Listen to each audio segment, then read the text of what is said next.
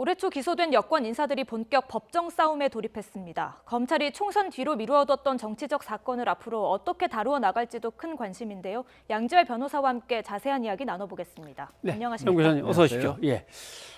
먼저 최강욱 전 청와대 공직기강 비서관 얘기부터 해봐야겠습니다.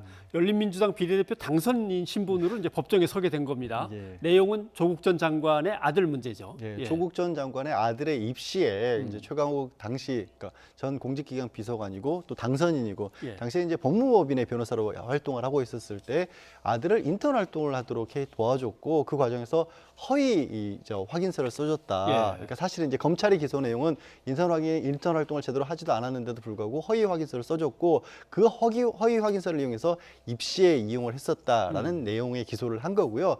여기에 대해서 이제 최강욱 당선인 같은 경우에는 실제로 자신이 일하고 있었던 법무법인에서 인턴을 했고 예. 또 그래서 허위가 아니고 또 설령 거기에 뭔가 문제가 있다고 하더라도 가정입니다. 하더라도 대학 입시에 쓰였을 때는 그냥 자기소개서에 한 줄 정도 들어간 정도이고 또 예. 그게 어느 대학 어떤 학과에 쓰이는지는 본인은 알 수 없었기 때문에 업무 방해, 그러니까 학교의 입학 업무를 방해할 고의가 자기에게는 없었다라는 예. 주장을 어제 했습니다. 예, 굉장히 억울한 것 같습니다. 그래서 이렇게 이야기를 했더라고요. 법정에 서야 할 사람은 내가 아니라 정치 검사들이다. 이렇게 이야기를 했는데요. 검찰이 무리하고 불법적인 기소를 했다고 이야기를 했습니다. 그런데 최 전 비서관 본인이 변호사 출신이기 때문에 이렇게 이야기를 하는 이유가 있을 것 같거든요. 네. 어떤 점이 문제가 된다고 보십니까? 저는 이 부분의 문제에 있어서는 일단은 우리 인턴이라는 표현을 쓰고 있긴 하지만 고등학생이었거든요. 예. 그러니까 고등학생이 법무법인에 가서 할 수 있는 활동이 설령 뭐가 있을까요? 한계가 분명하지 않았겠습니까? 예. 그리고 그렇게 쓰인 어떤 확인서 같은 것들이 대학 입시에 쓰였다라고 한다면 먼저 혹시 이게 부정하다라는 표현을 쓰려면 어느 정도 시간은 어느 정도 해야 되고 내용은 어느 정도 해야 되고 이런 것들이 사회적인 합의를 가진 정확한 좀 가이드라인이 있어야 되는데 그런 게 없는 상황에서 이른바 수시 제도 같은 걸 통해서 이런 확인서가 쓰였던 거라서 그러면 이게 얼마만큼이나 그럼 대학 입시에는 기여를 했을까? 인턴 확인서는 어느 정도 고등학생이 했을 때 이걸 유효한 것으로 해야 될까? 이런 것들이 좀 정해져 있었어야 되거든요. 근데 그게 정해져 있지 않은 상황이었지 않습니까? 우리 이거 형법은 대개는 이제 최후의 수단으로 써야 된다는 얘기를 합니다. 그게 원칙이거든요. 왜냐하면 수사하고 재판하고 처벌까지 받는 게 개인의 어떤 인권이나 이런 데 굉장히 큰 침해를 가져오기 때문에 명확할 때만이 적용하라는 게 형법인데 전제 조건 자체가 좀 명확하지가 않은 측면이 있고 또 이게 수사를 하는 과정에서 최강욱 당선인도 그런 문제 제기를 초기에도 했습니다만 피의자 소환을 하는 문서가 일반적인 피의자 소환 문서랑도 달랐었고 예. 일반적인 소환 문서와 다른 문서를 세 차례 보냈는데 응하지 않았다는 이유로 소환 조사 없이 기소를 했거든요. 예. 이게 엄청나게 급한 사건이어서 정말 한시를 다퉈서 빨리 신병을 확보해야 된다거나 이런 게 아니었는데 소환 조사도 하지 않고 재판을 넘겼다라는 부분도 형사 절차에서는 조금 맞지 않는 부분이 있고요. 그리고 하필이면 그렇게 재판에 넘긴 날짜가 또 이제 공직기관 비서관으로서 검찰의 주요 인사와 관련된 그런 날짜에 이 재판에 넘기다 보니까 이건 뭔가 의도가 담긴 게 아니냐라는 그런 주장을 최강욱 당선인이 하는 거죠. 네. 그러고 보니까 저도 고등학생은 아닙니다만 대학생 인턴 활동 증명서는 많이도 찍어주고 써주고 했는데 야박하게 써주기는 좀 뭐하더라고요. 근데 이런 게 문제가 돼서 재판이 열린 경우가 있었습니까? 판례가 있나요?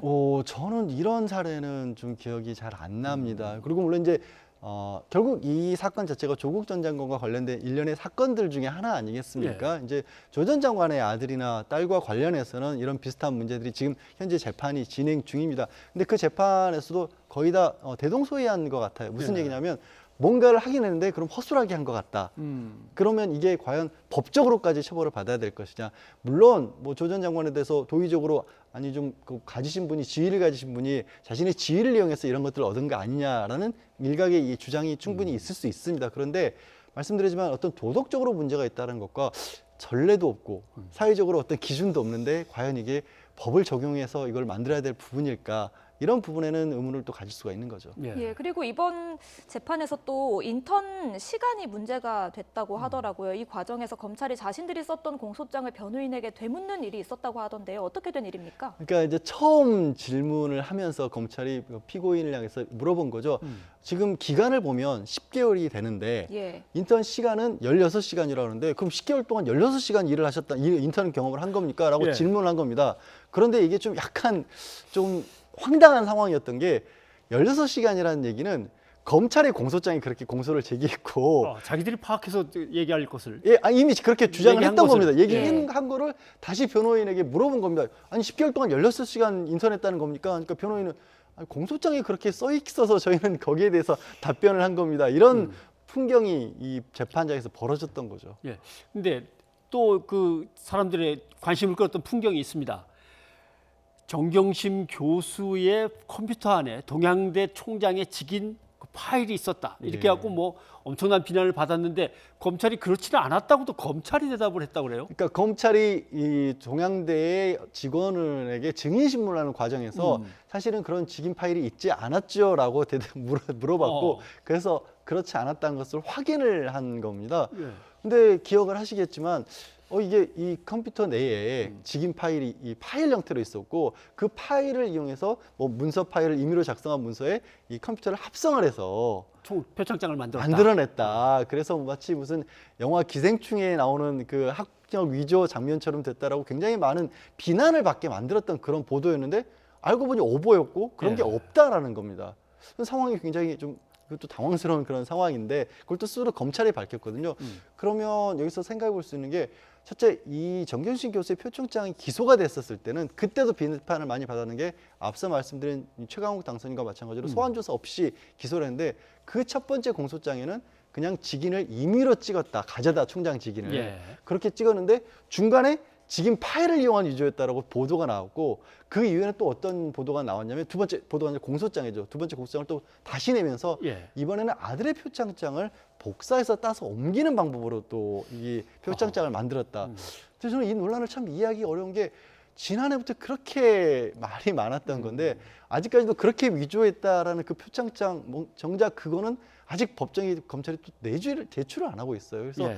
논란을 많이 불러일으켰고 그것 때문에 국민적인 갈등까지 있었던 건데 왜 검찰은 이런 중요한 문제에 대해서는 정확하게 얘기를 안 했을까 싶은 거죠. 물론 뭐 피의사실 공표라고 하는데 이건 피의사실 공표가 아니라 잘못 나온 내용이 아예 잘못 있다라면 나간 것이다. 이거는 뭔가 오보다라는 얘기 정도로 해줄 수 있지 않았을까 네. 싶습니다. 예, 그리고 이제 이 얘기도 해보죠. 채널 A 기자와 검찰의 유착 의혹이 제기가 됐습니다. 검찰이 수사에 들어갔는데요. 윤석열 총장이 직접 수사를 지시했거든요. 이 배경은 뭐라고 보십니까? 그 배경을 조금은 이해하기가 어려워요. 사실 이 부분이 논란이 됐었을 때 처음 논란이 됐던 문제라면 이게 의혹이 불거졌을 때 대검의 인권부에 이 조사를 하라라고 한 겁니다. 예. 그러니까 대검의 감찰부에서는 이게 감찰 사항이다. 혹시라도 정말로 검사와의 유착 관계가 있다라면 분명히 명백한 어떤 있을 수 없는 일이 벌어졌던 거기 때문에 감찰하겠다는데 윤석열 검찰총장은 이게 감찰에 맡기지 않고 인권부에 맡겼거든요. 인권부는 검찰 수사 과정에서 조사 과정에서 뭔가 인권 침해 사례가 있었을 때 그거를 구제해 주기 위한 절차인데 이거는 사실은 뭔가 인권 침해가 있다고 할지라도 기자가 당사자에 대해서 압박을 가했고 예. 그렇게 압박을 가한 기자하고 혹시 검사하고 유착이 있었는가의 문제이기 때문에 인권부 조사 대상이 좀 되게 어려웠다라는 게 처음부터 나오는데 그러면 이제 와서 이 인권부로서는 뭔가 강제 수사권도 없기 때문에 사실 규명을 하기가 어렵다는 예. 측면에서 만약에 지금 와서 수사를 지시한 거라면 그럼 애초에 인권부는 처음에 왜 맡겼을까? 그리고 지금 와서 수사를 할 수 있다라면 처음에는 인권부에 맡겼던 이유는 뭘까? 그리고 그렇게 시간이 오래 지금 1, 2주가량이 흘렀기 때문에 그 사이에 유착 관계가 설령 있었다고 할지라도 뭔가 밝힐 수 있는 무엇은 남아 있을까? 그런 뭐 이제 물음표들이 끊임없이 떠오르게 만드는 거죠. 네. 검찰과 관련돼서 또 중요한 사건이 하나 있습니다. 윤석열 검찰총장의 장모 사건인데 예. 검찰은 불구속 기소로 결정을 한 게 있고 근데 지금 수사는 경찰에서 진행이 되고 있는 겁니까? 일부 수사가 경찰에서 하고 있다. 그러니까 윤석열 총장의 장모가 뭔가 투자 유치를 하는 과정에서 자기의 잔고증명서를 위조했다는 부분에 대해서 뭐 검찰은 기소를 한 겁니다. 예. 그래서 불구속 기소를 하면서 사문서 위조하고 행사 이런 쪽으로 기소를 했는데 경찰에서는 이게 어찌 보면은 계속해서 수사를 하고 있다라는 게 언론에서 취재를 하니까 일반적으로 우리도 관행적으로 검찰에 넘긴 다음이라도 예. 혹시라도 뭐 문제가 되는 게 있을까 봐 다시 또 들여다본다는 얘기를 했는데 제가 알기로는 기소 다음에 경찰이 또 한다? 그건 있을 수가 없거든요. 왜냐하면 일단 재판에 넘어간 다음부터는 검찰도 원칙적으로 강제 수사를 하지 않습니다. 이제부터는 법원에 관할이 되는 거거든요. 그래서 이거는 추측해 볼 수 있는 건 사실은 관련된 별개의 사건을 경찰이 수사하고 있는 게 아닌가 그렇게밖에는 사실은 생각하기가 어렵습니다. 그러니까 경찰이 이제 취재하는 기자 언론의 어떤 해명은 사실은 정확하게 좀 쉽게 이해가 가는 상황은 아닙니다. 예. 그렇다면 마지막으로 검찰 개혁은 어떻게 될 거라고 보십니까? 총선에서 여당이 압승을 하고 검찰과 여권의 갈등이 뭐 2라운드에 접어든 게 아니냐 이런 이야기도 나오고 있거든요. 일단 총선 전에 야권에서는 뭐 야권이 승리를 하게 될 경우 공수처법 자체를 다시 폐지하겠다는 얘기를 했었기 때문에 예. 그런 일은 벌어지지 않게 됐다는 측면에서 검찰 개혁은 계속 진행이 될 거고요. 근데 저는 이제 물어보신 것처럼 총선에서 여권이 승리를 했으니까 검찰 개혁이 제대로 진행될 것인가 이런 질문이 나올 수밖에 없는 상황 자체가 예. 뭔가를 문제점을 드러내고 있는 게 아니냐. 검찰 개혁이라는 부분이 온당하다고 한다면 정치적인 논의와 상관없이 개혁이 이루어져야 되는 것인데 예. 왜 이게 제대로 되게 됐다? 아니면 갈등이 또 일어날까? 이런 생각을 우리는 해야만 하는가? 그 부분에서부터 검찰에서 먼저 좀 생각을 해주셨으면 좋겠습니다. 양지열 변호사님 오늘 고맙습니다. 네, 고맙습니다.